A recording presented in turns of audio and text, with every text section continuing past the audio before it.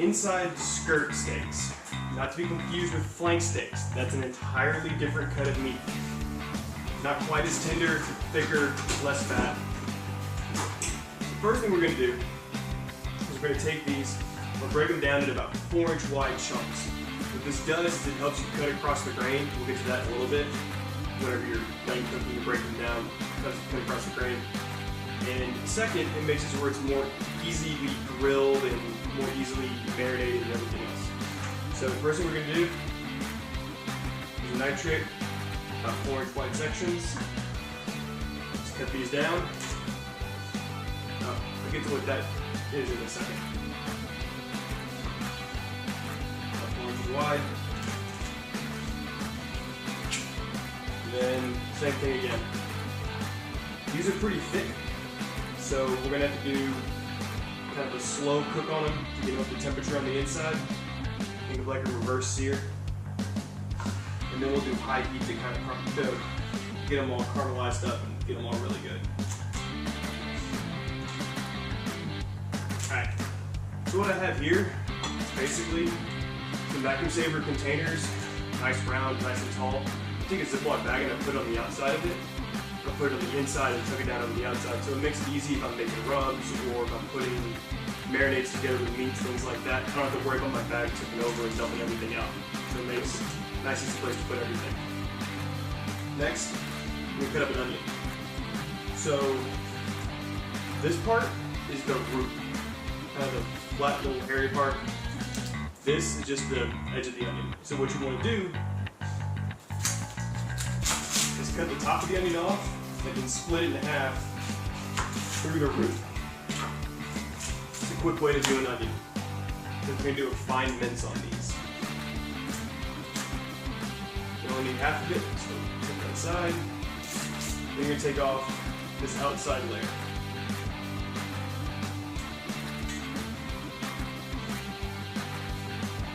And some people take a bunch of the layers of the onion off. You don't take the outside layer off. Because what it is, it's got the onion paper and the skin and everything else, and it doesn't cook, kind of burns, tastes nasty. Get the onion paper off your board, because nobody wants that on their plate. Then, once you have it cut in half through the root, take your knife and just slice down. Again, not going through the root. The root is also where a lot of the stuff that makes you cry is. So if you don't cut through the root, you avoid some of that stuff getting in your nose and eyes and everything else.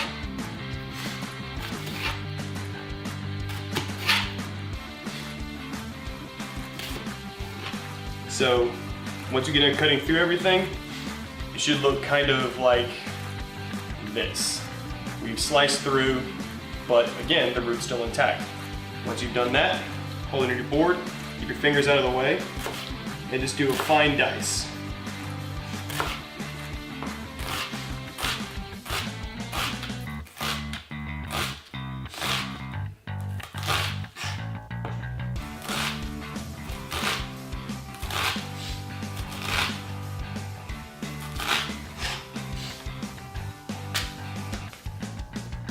What you have at this point is a nice diced onion. One medium onion, which is what that one was, will give you about 2 cups of diced onions. So only about half a cup for this. So 1 good handful or 2 kind of weak handfuls.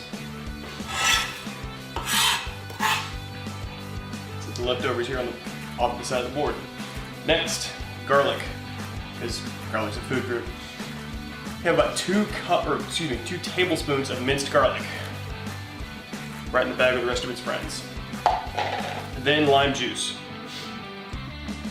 I could squeeze a bunch of limes, but I'm not. I'm lazy.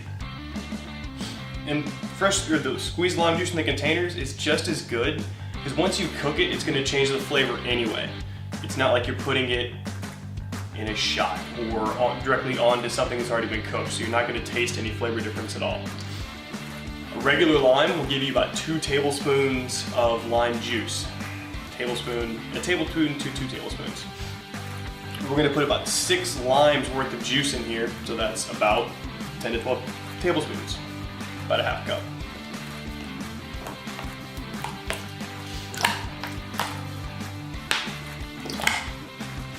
Now, if this is your first time ever making a marinade, especially for tacos, and you want to kind of wing it and do it your own way, here's what I'll tell you. Once you put how much juice and onion and garlic you think it needs in there, double it, because you haven't put enough in there.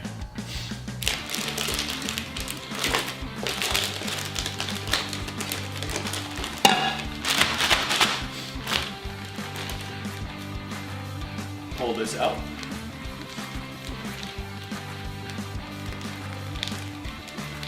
Get it sealed up so we don't make a mess in the kitchen.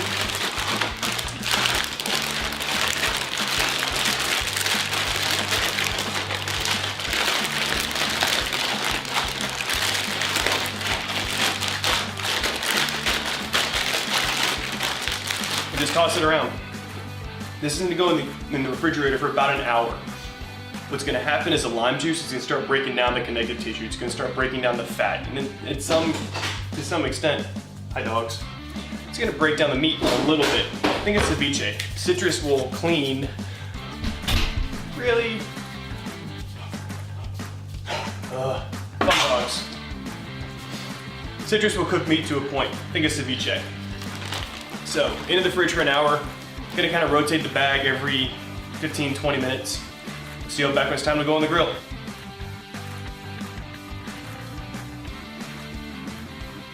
Take an onion, scrub down the grate.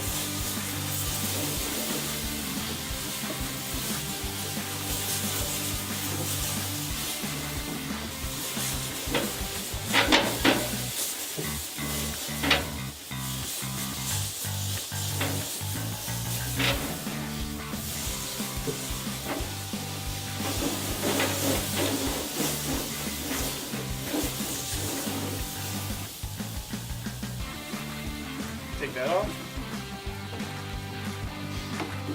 Close the lid back down. Okay, so we're gonna be doing beef and fajitas, or beef and chicken fajitas. The chicken, we're gonna go and work on them. No, we're gonna do the beef first. The beef's gonna take a little bit longer. So, my table's kind of disgusting. So what we're gonna do, we're doing everything in metal pans today. Take and dump. Hopefully you can see it, but the meat has kind of changed color a little bit. It's gotten a little bit of a grayish color. It's perfectly fine, but that's what the lime juice does to it. So take them, spread them out. The onion and everything that's on them is completely fine. It'll grill off. Grilled onions is good. Grilled onions is good. I'm tired. So what we got here is our kind of the beef rub that we use. It's got the salt, pepper, garlic with the smoked paprika and more pepper.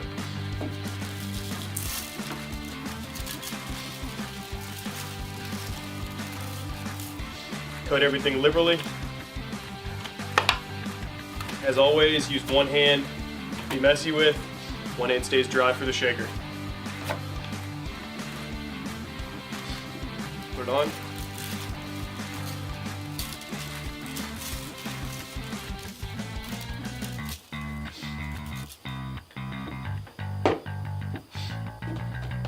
Now that we have these on, we're gonna put them directly on the heat.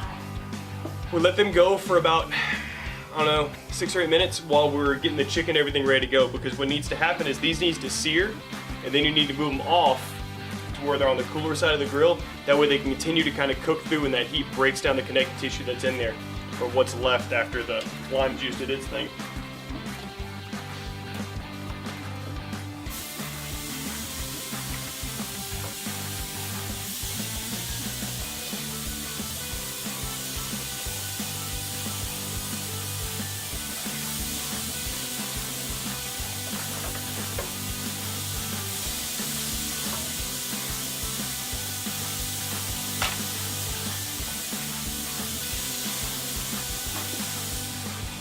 Alright, we let them go. Whenever you're doing things like beef fajitas or anything that the meats are different varying levels of thicknesses of what you're cooking, if you have a hot spot in your grill like this one toward the back is hotter than the front, Be sure to put that thicker stuff toward the back so everything cooks kind of evenly.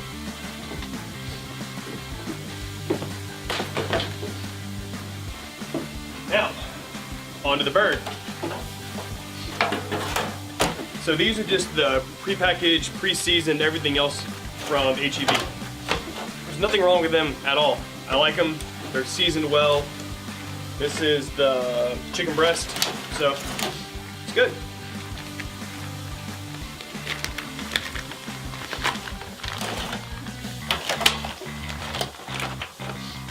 Get them out, dump them out. And this is not one of those cooks that we're worried about drying off the chicken because one, there's no skin, so you're not worried about that getting crispy. And two, you kind of want the juice to really get and help all the seasonings stick to it. God. I don't know where HEB's been getting their pterodactyls from lately, but they're just massive. So, same thing. We're gonna go with the same kind of flavor profile. Season them up.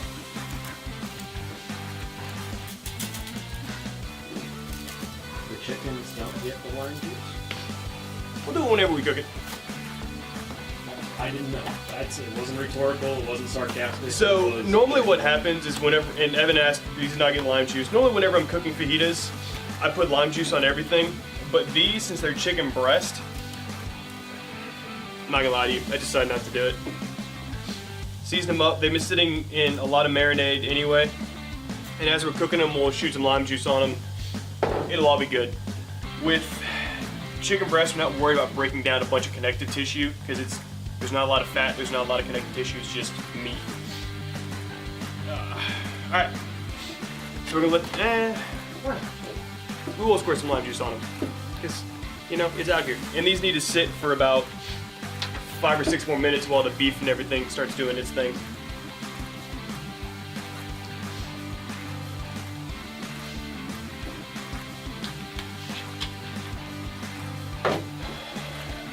Give these one quick check. Yep, looking good. Alright, we'll let these go for about 5 more minutes. We're gonna flip them over, probably another 4 to 5 minutes, and move them off, then we'll throw the chicken on. See you in a little bit. So, beef's been on for about 10 minutes. We turned them over at 5 minutes, so we're gonna slide them over. Oh, looking so good. We're gonna slide them over to indirect heat. Let them continue to cook a little bit, throw the chicken on.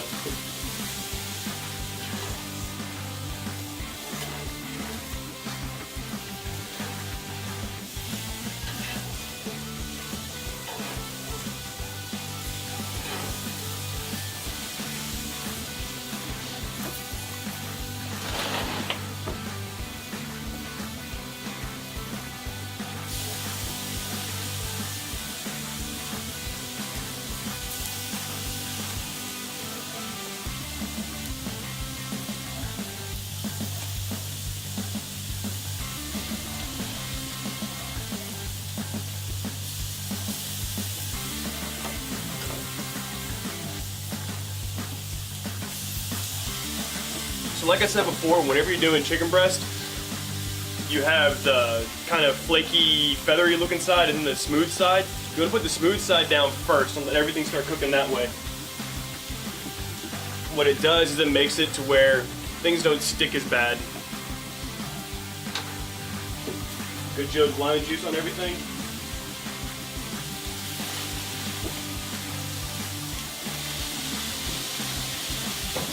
Alright, these are going to go for about 4 to 5 minutes per side. We'll flip them over, see how they do. We're looking for an internal temperature of the chicken of about 160, 165. The beef, we're looking for about 170 because that's when the connective tissue is really going to start breaking down. We're looking for them to bend and kind of start pulling really easily. Everything's been on for about another 5 minutes. Take a look.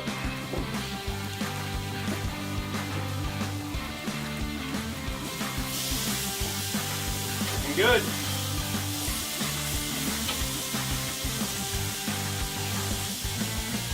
Oh, piece broke off.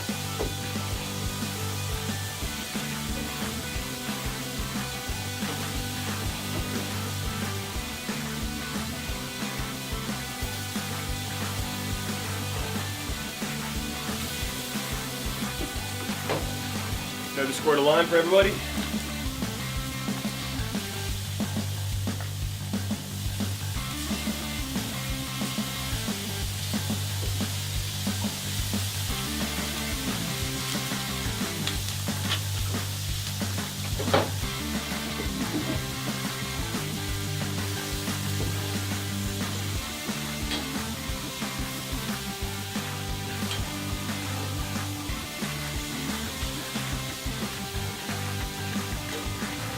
The beef that's on the indirect side, we'll go ahead and switch them around to where they get, the ones that were further away from the heat get a little bit closer, the ones that were close get a little bit further.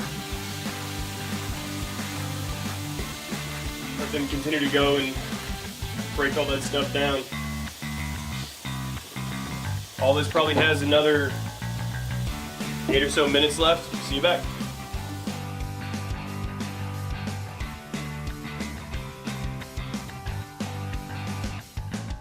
With beef, what we're looking for is for it to be flexible. See how that kind of bends nice and easy?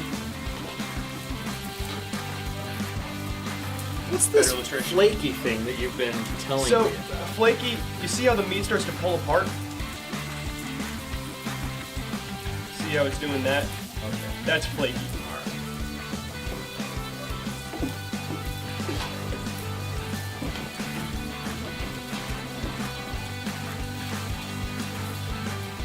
I think you're in front of the lights now. Well, I might be. Yeah. That's flaky. So what we're talking about with flaky is whenever you pick up a piece of beef and it starts kind of falling apart and you can start seeing gaps in between the muscle fibers and things like that. That's what we're talking about with flaky. So you want to be able to like stretch it out kind of like an accordion. Yeah, that's what you're looking for. That's what you're looking for. Yeah. Not a setting on a grill. No. Who knew? We're here for you. Okay, so while I cut this up, Evan has a funny story about me and tacos and an oil change. I almost forgot about that. Nah, I know you did, because you don't want to talk about No. it. Because it takes you too long to change oil, apparently. What? Huh? What? I've spent some time in the garage. I know how to change oil. Because that's what you do when you work your way up. Start at oil change, then you do brakes. Sometimes you do some coolant flushes, whatever. All right, so I'm changing oil over on my driveway. That's really good.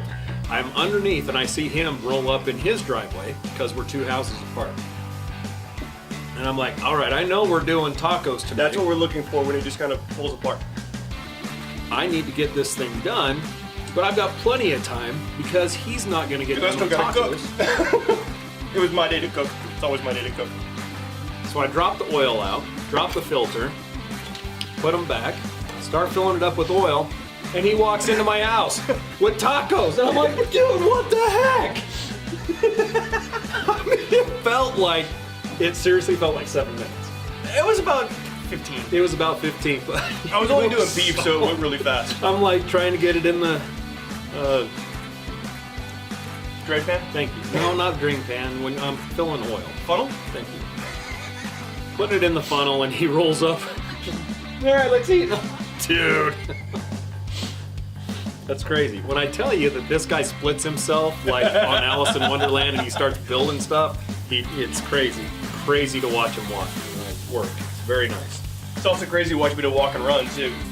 Running is a funny thing. I'm going to get that on camera and show you one day. No, we're not. Oh. I have a They're bad... really tasty, by the way. Thank you. I try not to feed you bad food. For the most part, you do well. And then you had Totino's in there. Aiden wanted it. Yeah, that was Aiden's fault. We let people choose challenges. It's your fault. He doesn't watch. We've established that too. All right, chicken.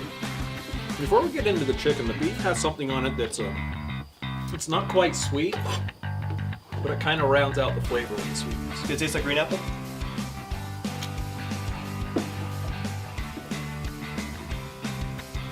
A little bit. I didn't put on. I thought about it. I really did. What'd you put in there that rounds it out?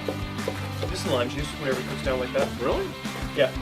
Also, with garlic and onion, if you get a good hard sear on garlic and onion on something, it has a sweet kind of spicy flavor.